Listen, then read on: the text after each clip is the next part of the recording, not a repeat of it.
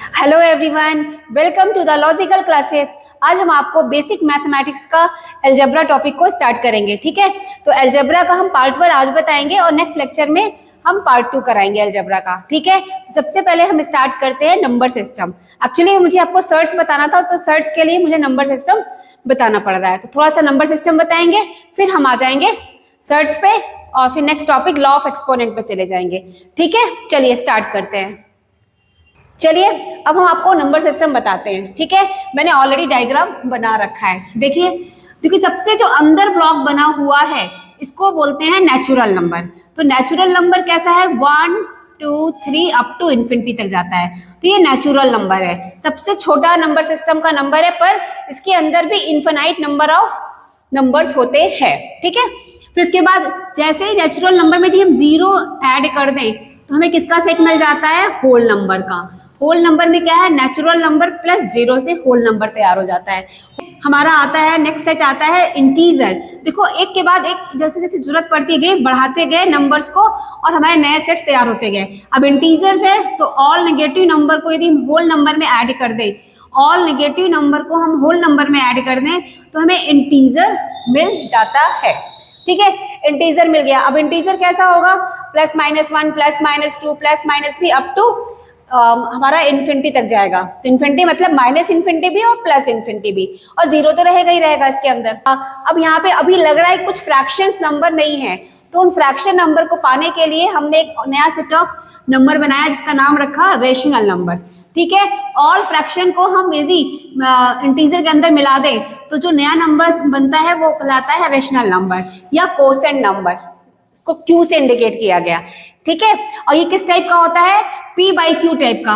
P/Q type का कहने का मतलब हमारा हर नेचुरल नंबर भी P/Q टाइप है, होल नंबर भी P/Q टाइप है और इंटीजर भी P/Q टाइप है, और all type of P/Q type number भी इस रेशनल नंबर के अंदर है। ठीक है, एक एग्जाम्पल ले लेते हैं, जैसे -2 को हम कैसे रिप्रेजेंट करेंगे, -2/1 P/Q फॉर्म हो गया। मतलब किसी भी नंबर को हम P/Q फॉर्म में दिखा सकते हैं तो वो सभी सब क्या हो जाते हैं, रेशनल नंबर हो जाते हैं। ठीक है, ये आती है ऐसे नंबर जो P/Q टाइप के ना हो तो उनको कैसा बोला गया, इरेशनल नंबर। उसे क्या बोला गया, इरेशनल नंबर। तो उसको हमने दिखाया किससे, Q' से। इसको Q' का मतलब Q कॉम्प्लीमेंट, Q को छोड़ के जो नंबर बनता है वो Q' हो जाता है। ठीक है, तो Q' जो है हमारा इरेशनल नंबर है। यही इरेशनल नंबर की खासियत है कि यही सर्ट्स होता है। ये जो इरेशनल नंबर होता है इसको एक्चुअली में अपन बोलना चाहे तो सर्ट्स बोल सकते हैं। ठीक है, तो ये सर्ट्स होता है। ठीक है, सर्ट्स फॉर्म करता है। अब एक बात और आती है, जो रेशनल नंबर है और इरेशनल नंबर दोनों को कंबाइंड फॉर्म में ले लिया जाए तो क्या नंबर बन जाता है, रियल नंबर। रियल नंबर कैसे, Q यूनियन Q', मतलब Q भी ले ले और Q' भी ले ले, रेशनल भी ले ले और इरेशनल भी ले ले, उनको उठा के एक जगह रख दिया जाए तो हमें कौन सा नंबर मिल जाता है, रियल मिल जाता है, जिसको हम रिप्रेजेंट करते हैं R से। ठीक है, अब रियल से भी बड़ा एक सेट होता है जिसको बोलते हैं कॉम्प्लेक्स नंबर। भाई कौन सा नंबर बच गया अब हमारा, ऐसा नंबर जो इमेजिनरी हो। भाई हमने रियल सारे ले लिए तो अब इमेजिनरी नंबर को भी ले लेते हैं, तो इमेजिनरी नंबर को भी ले लिया तो हमारा बन जाता है कॉम्प्लेक्स। ठीक है, तो कॉम्प्लेक्स को रिप्रेजेंट करते हैं Z is equal to A + IB type, where A is a real part, B is a imaginary part and I को कहते हैं आयोटा, जिसकी वैल्यू होती है √-1। ठीक है, तो ये कॉम्प्लेक्स नंबर है। अब हम मेन टॉपिक अपने सर्ट्स पे आ जाते हैं। ठीक है, सर्ट्स जैसे हमने कहा √3 तो आप बोलोगे इरेशनल नंबर। ठीक है भाई, इरेशनल है, सर्ट्स है। यदि हम बोले ³ √7 तो ये भी एक तरह का सर्ट्स फॉर्म करेगा। यदि हम बोले 5th रूट ऑफ 29 तो ये भी हमारा सर्च फॉर्म करेगा। यदि हम बोले 6th रूट ऑफ 16 तो ये भी हमारा सर्च फॉर्म करेगा। ठीक है, ये सारे सर्च फॉर्म करेंगे। तो सर्च का मतलब होता है ऐसे वो नंबर्स जो इरेशनल नंबर्स होंगे। तो अब इरेशनल नंबर कैसे होते हैं, non terminating and non repeating number होते हैं, मतलब इनकी कोई वैल्यू रिपीट नहीं करती है, चलते चलते चले जाते हैं, सॉल्व करते जाओ, इसका एंड नहीं होता और इसका एग्जैक्ट वैल्यू हमको नहीं मिलती है, तो इसलिए इनका नाम पड़ता है non terminating and non repeating number. ठीक है, तो यदि हम बोले ³ + 6th रूट ऑफ 13 तो ठीक है, ये भी हमारा क्या होगा, सर्ट्स ही होगा। ठीक, तो सर्च बहुत इजी है, जो रूट्स के अंदर हो, उसके nth रूट के अंदर हो, उनको हम सर्च बोलेंगे। अब उसके बाद हम नेक्स्ट टॉपिक पढ़ाएंगे आपको लॉ ऑफ एक्सपोनेंट। चलिए स्टार्ट करते हैं। चलिए अब हम लॉ ऑफ एक्सपोनेंट स्टार्ट करते हैं। इसी को हम लॉ ऑफ इंडिसेस भी बोलते हैं, ठीक है। इसका फर्स्ट फार्मूला क्या है, a to the power m into a to the power n is equal to a to the power m plus n। Second formula है a to the power m upon a to the power n is equal to a to the power m minus n। Third formula है a to the power 0 is equal to 1। Fourth formula है nth root of a is equal to a to the power 1 by n।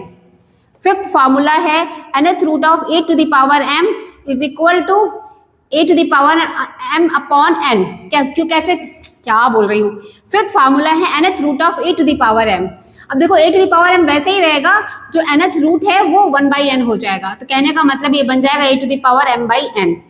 a to the power minus n क्या हो जाएगा, 1 upon a to the power n। ऊपर negative है तो नीचे positive हो जाएगा, ऊपर पॉजिटिव है तो नीचे नेगेटिव हो जाता है, ठीक है। फार्मूला आता है ab की पावर m।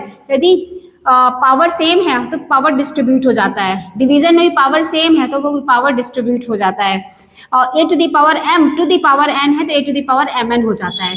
ये 9 फार्मूलाज है। अब हम आते हैं इसके कुछ एग्जाम्पल कराएंगे और उसके बाद हम नेक्स्ट टॉपिक पे आएंगे। तो हम पहला एग्जाम्पल कराते हैं।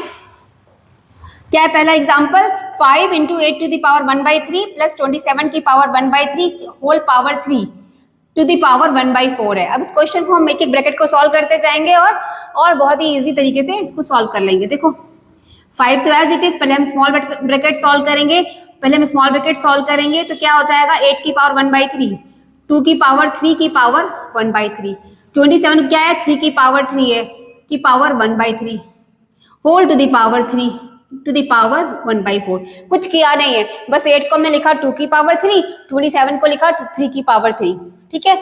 अब यहाँ पे हमने देखा नेक्स्ट स्टेप में क्या आएगा, देखो ये 3 कट जाएगा, क्योंकि हमने बताया था a की power m to the power n होता है तो a की पावर mn हो जाता है, तो ये कट जाएगा। इसी तरह ये भी कट जाएगा, ठीक है। तो नेक्स्ट स्टेप में आएगा 2 प्लस 3 की power 3 to the power 1 by 4। देखो अब अगले स्टेप में देखो क्या आता है, 5 इंटू 5 टू द पावर 3 की पावर 1 बाई 4। इसे क्या लिख सकते हैं हम, ऐड हो जाएगा 1 plus 3 4, 5 to the power 4 to the power 1 by 4। देखो ये 4 कट गया, आपका आंसर क्या है 5 टू द पावर 1 या 5, ठीक है। तो बहुत इजी वे में ये सॉल्व हो गया। अब हम आते हैं सेकंड क्वेश्चन में।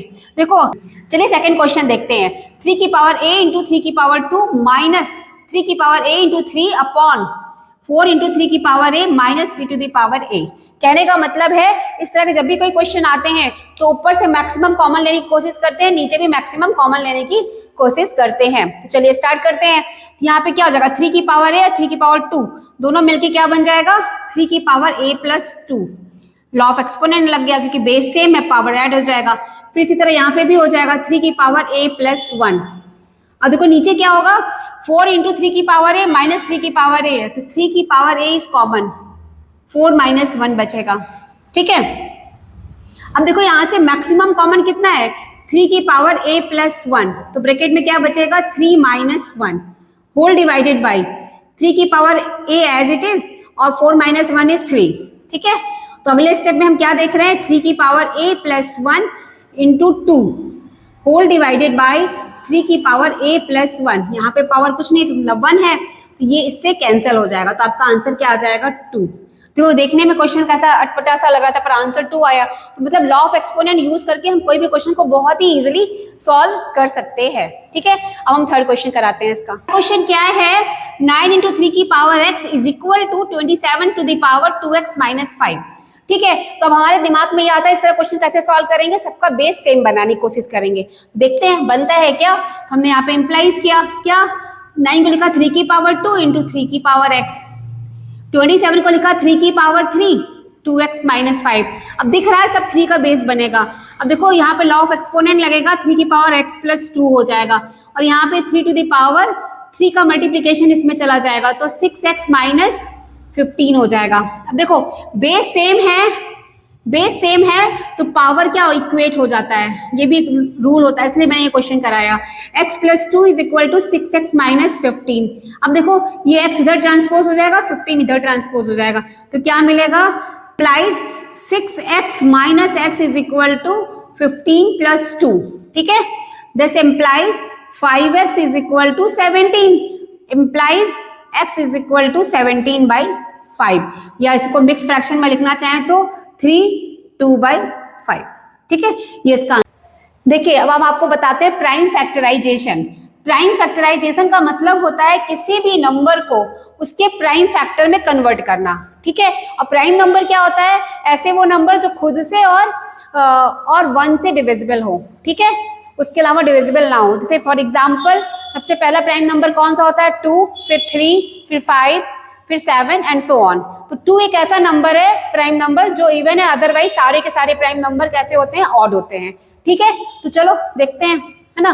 जैसे हमने दिया 196, तो भाई एक हम एग्जांपल इसलिए ले रहे हैं कि आप उसको देख लें कैसे हम ब्रेक कर रहे हैं। 196 देखो यहाँ पे 6 है तो यहाँ पे 2 से डिविजिबल है। ठीक है, 2 9 जा 18 और 2 8 जा, फिर 8 आया तो फिर 2 से डिविजिबल है, तो क्या आ जाएगा? 2 4 जा और 2 9 जा, फिर किससे डिविजिबल है? 7 से डिविजिबल है, तो 7 7 जा 49, फिर ये 7 से डिविजिबल है, तो क्या मिल गया? 1। तो कहने का मतलब जो 196 है हम इसको उसके प्राइम फैक्टर पे लिख सकते हैं। 2 into 2 into 7 into 7 that is 2 to the power 2 into 7 to the power 2। तो प्राइम फैक्टराइजेशन बहुत ही इजी टॉपिक है, सिर्फ उसके प्राइम फैक्टर में कन्वर्ट करना, और इसकी हेल्प से हम एलसीएम और एचसीएफ निकालते हैं। तो वो तो बहुत इजी वे में निकलता है, वो आप लोग को पता होगा, पर हम एलसीएम में जो बच्चों को कंफ्यूजन होता है उसको क्लियर करेंगे अभी। ठीक है, एलसीएम स्टार्ट करते हैं। एलसीएम का फुल फॉर्म है लीस्ट कॉमन मल्टीपल। ठीक है, एग्जांपल लेते हैं 2/3 प्लस 7/6, हमने ऐसा एग्जांपल ले लिया। ठीक है, तो अब इसका एलसीएम कैसे सॉल्व करेंगे? 3 और 6 का एलसीएम कैसे निकलता है हम उसको आपको निकालना दिखा देते हैं। 3, 6 ऐसे लिखेंगे, और यहाँ पे 3 1 जा 3, 3 2 जा 6। अब यहाँ से 1 तो कंप्लीट आ ही गया, तब 2 से डिवाइड होगा और 1 वैसे ही रहेगा, 2 1 जा 2। एलसीएम ऑफ 3 6 क्या हो गया आपका?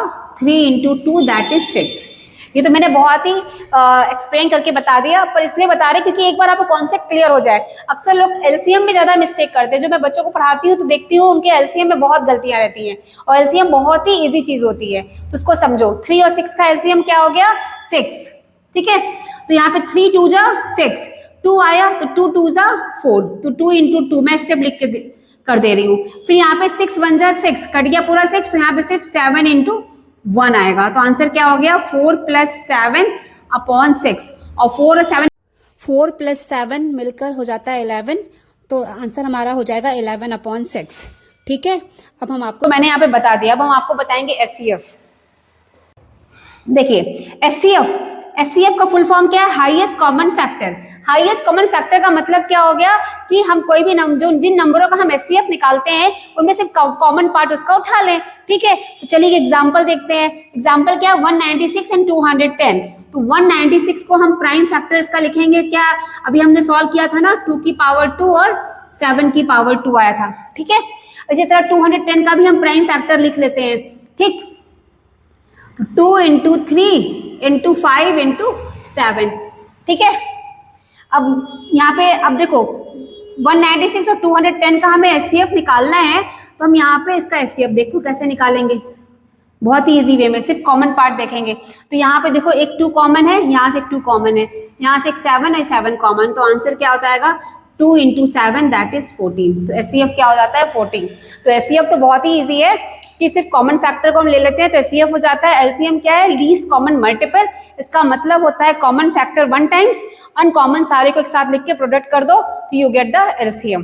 ठीक, अब आते हैं नेक्स्ट टॉपिक पे, फैक्टराइजेशन। फैक्टराइजेशन हम किसी पॉलिनोमियल का करते हैं।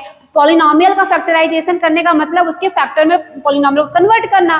ठीक है, तो टाइप ऑफ पॉलिनोमियल बताएंगे, और बेसिकली हम आपको क्वाड्रेटिक इक्वेशन का फैक्टराइजेशन कैसे करते हैं वो बताएंगे। कहने का मतलब स्प्लिटिंग द मिडिल टर्म बताएंगे जो अक्सर यूज होता है, और कंप्लीटिंग स्क्वायर बताएंगे। ठीक, चलिए देखते हैं। देखिए जो फैक्टराइजेशन है वो किसका हम कर सकते हैं? पॉलिनोमियल का कर सकते हैं। और कॉमन पॉलिनोमियल का एक हम इक्वेशन लिखते हैं तो कैसा होता है? px is equal to a0 plus a1x plus a2x square plus a3x cube plus so on an xn। ठीक है, अब यहाँ पे पॉलिनोमियल की डिग्री क्या है, तो जो हाईएस्ट पावर ऑफ x होगा, तो यहाँ पे n है हाईएस्ट पावर, तो इसकी डिग्री हमने यहाँ पे n बोली, और n को होना कैसा चाहिए, पॉजिटिव इंटीजर होना चाहिए। जो भी वैल्यू होगी वो सारी की सारी पावर जितने होने चाहिए पॉलिनोमियल के, वो पॉजिटिव इंटीजर्स होने चाहिए, ठीक है। यदि हमारी डिग्री 1 होती है तो लीनियर कहलाता है। ये किस टाइप का होता है, ax plus B is equal to 0, ax plus B Y plus C is equal to 0, ax plus B Y plus C Z plus D is equal to 0। अभी सारे के सारे लीनियर है। क्यों लीनियर है, ये 1 वेरिएबल का है सिर्फ x है, ये 2 वेरिएबल का है सिर्फ x y है, और यहाँ पे ये 3 वेरिएबल का, तो यहाँ पे x y एंड z है, और सबका पावर क्या है 1 है, इसलिए ये लीनियर कहलाया, ठीक है। अब आता है सेकंड क्वाड्रेटिक। क्वाड्रेटिक में कैसा होता है, ax square plus B X plus C is equal to 0, क्योंकि क्वाड्रेटिक की डिग्री क्या होती है, 2 होती है। इसका दूसरा फॉर्म देखना चाहें तो इस तरह भी बना सकते हैं, ax square plus 2bxy plus Y square is equal to 0, ये 2 वेरिएबल का हो गया। इस तरह के बहुत सारे बन सकते हैं क्वाड्रेटिक इक्वेशन, 2 वेरिएबल्स के, 3 वेरिएबल्स के और n वेरिएबल्स के, ठीक है। अब आता है थर्ड इसका पॉइंट, क्यूबिक, जिसकी डिग्री 3 होती है। इसकी बेसिक इक्वेशन होती है ax cube plus B X square plus C X plus D is equal to 0, ठीक है। उसके बाद आता है बाई क्वाड्रेटिक। तो बाई क्वाड्रेटिक का मतलब क्वाड्रेटिक का 2 टाइम्स, तो degree is 4, ax 4 bx cube C X square dx plus e is equal to 0 and so on. इसके आगे जितने भी सबको कॉमनली पॉलिनोमियल बोल सकते हैं, और उसकी डिग्री उस पर डिपेंड करती है। पावर 5 है तो डिग्री 5, 6 है तो डिग्री 6 एंड सो ऑन, ठीक है। तो बेसिकली हम आपको क्वाड्रेटिक के बारे में अब बताएंगे, जिसमें हम उसका फैक्टराइजेशन कैसे करते हैं वो हम दिखाएंगे। चलिए स्टार्ट करते हैं। अभी देखो हम आपको बताने जा रहे हैं क्वाड्रेटिक पॉलिनोमियल। क्वाड्रेटिक पॉलिनोमियल अभी हमने आपको बताया है कि कैसा होता है, px is equal to ax square plus bx plus c। यहाँ पे इसकी डिग्री 2 होती है। देखो किसी भी पॉलिनोमियल की जो डिग्री होती है उसके पास उतने ही रूट्स होते हैं, ठीक है। इसकी डिग्री 2 है, उसके पास 2 रूट्स हैं, अल्फा एंड बीटा, ठीक है। यदि किसी की डिग्री 3 है तो हम उसके पास 3 रूट्स बोलेंगे, अल्फा बीटा गामा। यदि किसी की डिग्री 4 है तो उसके अंदर 4 रूट्स होंगे, अल्फा बीटा गामा डेल्टा, ठीक है। इस तरीके से हम जितनी डिग्री होती है उतने ही उसके पास उसके रूट्स होते हैं, मतलब कहने का मतलब उसकी उतनी वैल्यूज होती हैं, ठीक। देखो अब क्वाड्रेटिक पॉलिनोमियल को सॉल्व करने का सबसे इजी मेथड होता है क्वाड्रेटिक फार्मूला। वो होता क्या है, x is equal to minus B plus minus under root B square minus 4ac upon 2a, ठीक है। ये जो बी स्क्वायर माइनस 4ac है, क्योंकि रूट के अंदर है तो इसको हम उठा के डी से रिप्रेजेंट करते हैं, इसको बोलते हैं डिस्क्रिमिनेंट, और इसी पे बेस्ड हो जाता है कि हमारा रूट रियल है कि नॉट रियल है, ठीक है। तो केस 1 अराइज होता है कि if d is more than 0, जब d इज मोर देन 0 है तो रूट भाई एक पॉजिटिव क्वांटिटी के साथ एक रियल वैल्यू देगा, तो रूट कैसा हो जाएगा, root are real and unequal, ठीक। इफ d इज 0, ये 0 हो जाएगा तो जो हमारा रूट आएगा माइनस बी अपॉन 2a आएगा, तो उसको 2 टाइम सेम रूट लेना पड़ेगा, तो इसका मतलब roots are real and equal. Case 3 हमारा है d इज लेस देन 0, तब d नेगेटिव हो जाएगा, d B square minus 4ac negative हो जाएगा। तो आप खुद सोचो ये रूट के अंदर नेगेटिव वैल्यू आ जाएगी, तो जिसको हम बोलते हैं कॉम्प्लेक्स रूट, तो रूट्स आर कैसा, कॉम्प्लेक्स हो जाएगा, ठीक है। अब हम एक एग्जाम्पल लेते हैं और उस एग्जाम्पल के तहत आपको क्वाड्रेटिक फॉर्मूला सॉल्व करके दिखाते हैं। चलिए एक एग्जाम्पल लिया, 2x square plus 5x minus 7, ठीक है। यहाँ पे देखो सीधा हम डायरेक्ट फॉर्मूला लगाते हैं, x is equal to minus B, तो b यहाँ पे क्या है 5, तो minus 5 plus minus B square क्या है 5 का स्क्वायर माइनस 4ac, a कितना है 2 और c कितना है माइनस 7, ठीक है। मल्टीप्लाई कर दिया, डिवाइडेड बाय 2a, 2 इंटू 2, देखो माइनस 5 ऐसे ही रहेगा और प्लस माइनस ये 25 हो जाएगा, 4 2 जा 8 और 8 7 जा 56, और minus minus plus 56 whole divided by 4, ठीक है। अगले स्टेप में क्या आ जाएगा, माइनस 5 प्लस माइनस 25 और 56 को ऐड करेंगे तो आपका आ जाता है 81 अपॉन 4, ठीक है। अब ये देखो 81 से 9 बाहर आ जाएगा, तो माइनस 5 प्लस माइनस 9 अपॉन 4, तो एक बार हम प्लस वैल्यू ले लेंगे, एक बार माइनस ले लेंगे, तो minus 5 plus 9 upon 4 comma minus 5 minus 9 upon 4, ये दो वैल्यूज मिल जाएंगी। तो माइनस 5 प्लस 9 अपॉन 4 की वैल्यू क्या आ जाएगी, तो ये सब्ट्रैक्ट होगा तो 4/4 दैट इज 4/4 मतलब 1 आ जाएगा, और यहाँ पे माइनस 5 और माइनस 9 ऐड होगा तो कितना आ जाएगा, माइनस 14 अपॉन 4, तो यहाँ 2 से कटेगा, यहाँ माइनस 7 आ जाएगा, तो आपका आंसर क्या आ जाएगा 1 कॉमा माइनस 7/2, ठीक है, इससे हम बहुत इजीली इस क्वेश्चन को सॉल्व किया। उसका आंसर क्या आ गया, 1 -7/2। कंप्लीटिंग स्क्वायर मेथड जो है एक बहुत ही अच्छा मेथड है, इसको भी आप देखिए, बहुत ही इजी वे में आपको समझ में आ जाएगा। चलिए देखते हैं, हम सेम क्वेश्चन पे कंप्लीटिंग स्क्वायर लगा रहे हैं। ठीक है, तो देखो क्या दिया है, px is equal to 2x² plus 5x minus 7। हमने सेम क्वेश्चन उठाया है और सॉल्व कर रहे हैं, तो हमने क्या ले लिया, आगे इसको एक क्वेश्चन फॉर्म में कन्वर्ट कर लिया, 5x minus 7 is equal to 0।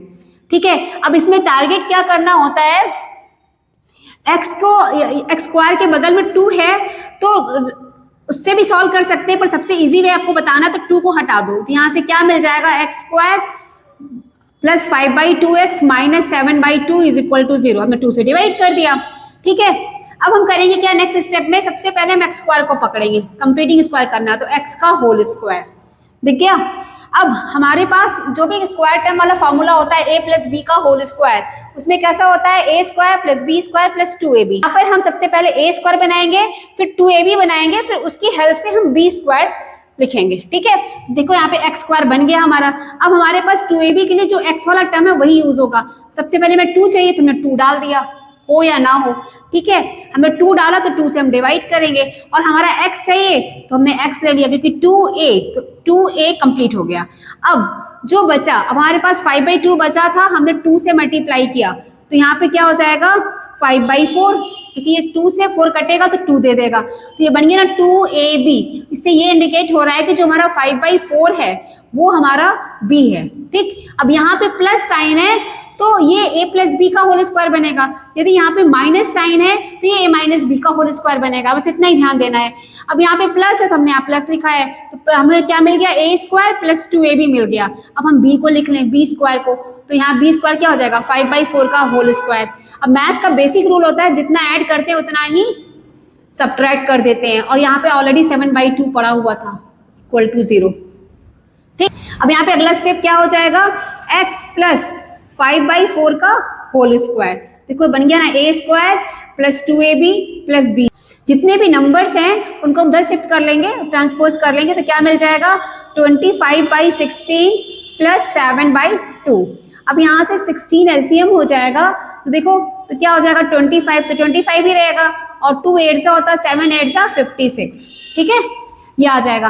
अब हमारा अगला स्टेप क्या हो जाएगा, x plus 5/4 whole square as it is, और यहाँ से 25 और 56 को ऐड करेंगे तो हमें मिल जाएगा 81/16।